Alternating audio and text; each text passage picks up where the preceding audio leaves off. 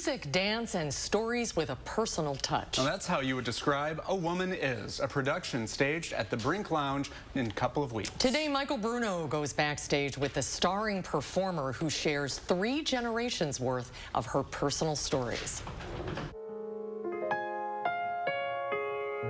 It's about me and my mother. So my mother was pretty fabulous. So that's sort of a prerequisite. It was Donna Peckett, one of my producers, who kind of had this idea. I was telling stories about my mother, and she said, "Oh, this needs to be a show."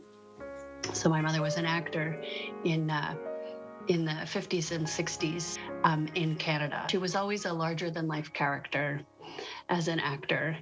Growing up as her daughter, so I have 2 other sisters, so there are 3 girls, but I was the one who was most like her and the one who was most going to follow in her footsteps.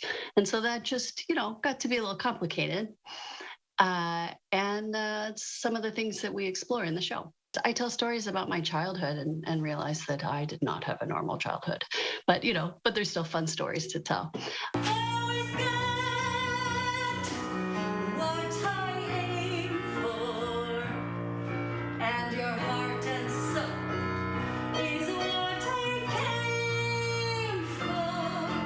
This was a journey I wanted to take. It's really been an incredible experience for me. I've learned so much about myself, in doing this. You are never too old to do new things. I had to learn how to pole dance for Rock of Ages. And it's something my youngest says, you can teach an old dog new tricks, because my mom learned pole dancing. And now, also following in your footsteps, you also have 2 brilliant little people in your life. And tell me a little bit about that. This becomes the 3 generations piece. So my children are both performers, and I talk a little bit about what that's like. I mean, sometimes it's as mundane as taking your kid to Walgreens to buy false eyelashes, right? And other times it's running lines of Shakespeare for hours at a time, because my youngest does, both of them have done plays with young Shakespeare players. But my older daughter, Poppy Smallman, is our stage manager for the show as well. So she's not only a performer, but a stage manager. If people watching don't know much about what a cabaret show is like, or they're not familiar with you and your work, what will they see and experience when they come down to see your show? I sing songs and I dance a little and I tell stories, and I think the relationships that I'm talking about are universal ones.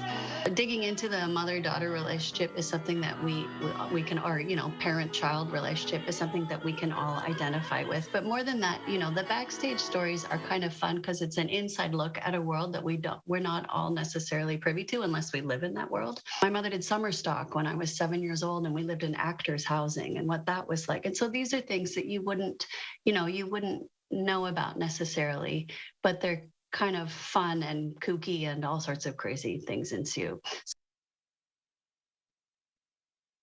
And Michael joins us now. Hi, Michael. Hi. Hey there. Wow, talk about multi-talented. Kiki really does it all. Oh, let's have a Kiki for sure. She's amazing. I've had the opportunity to work with her several times, and she really is a triple threat. She's really wonderful. What I really like about the idea of this show, it's easy for us to view our parents in one way, but our mothers, they have stories, they're people, they've done all these things. So I love the concept of a woman is, and the sentence never ends. Do you think that that's an important takeaway from this?